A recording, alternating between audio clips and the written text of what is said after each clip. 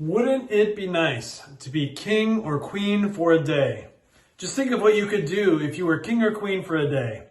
You could give orders instead of taking them and tell other people what to do. You could wear a crown of jewels and maybe you could be a king or a queen that was so in charge and so wealthy beyond compare. You could say, I wonder which of my several crowns do I want to wear today? Or I wonder which of my several palaces do I want to spend the weekend in? Or I wonder which of my several servants I want to tell to do this task for me. If you were king or queen for just a day, you would certainly have all of that control.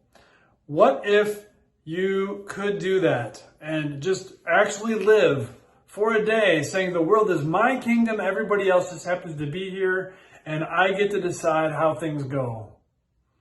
That really is the quest of so many human beings, whether they realize it or not. That's what they're trying to accomplish. And it's normal.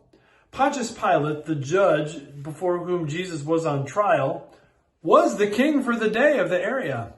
He was on the throne. He gave orders. He didn't take them.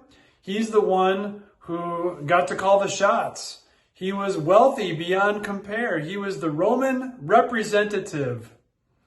And so when he asked Jesus, "Are you a king?"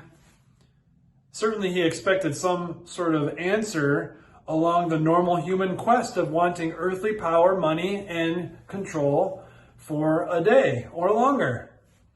Just think of the question marks that came up in Pilate's mind when he asked if Jesus was a king, and Jesus said this from John 18, verse 36. Jesus said, "My kingdom is not of this world.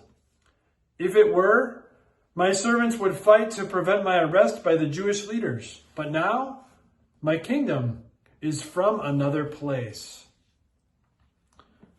Pilate must have been so confused because Jesus was saying, I'm not here to protect my turf. I'm not here to give orders.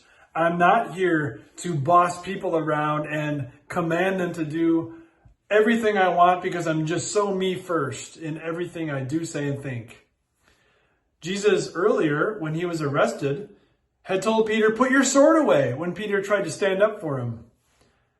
When he's on trial and the leaders are lying about him left and right, put him under oath, he said, "One day you're going to see the Son of Man coming down from heaven, judging all things, including you. But today is not that day, and so I'm not going to judge you today immediately and harshly. Rather, I'm going to pray for my Father to forgive you when you come to your senses in time, God willing." Jesus' kingdom is not like any other kingdom people desire. It's from another place. It's not of this world.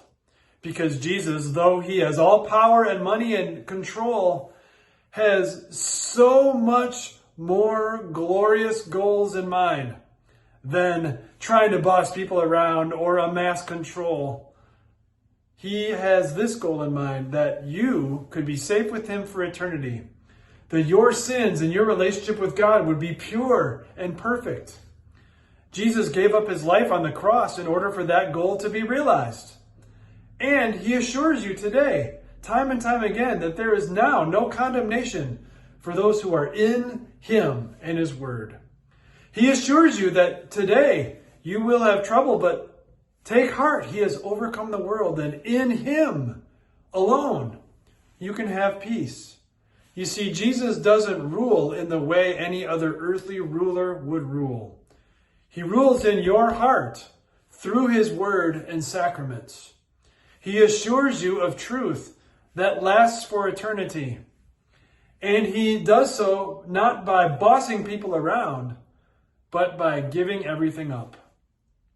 Jesus, our King, who is not from a kingdom like the rest of this world and not interested in those goals, is tenacious. He is all in. He is a shepherd that does anything it takes to get your heart around his promises. What a wonderful King we have, and thank God Jesus' kingdom is not of this world. That's a kingdom we will always be a part of.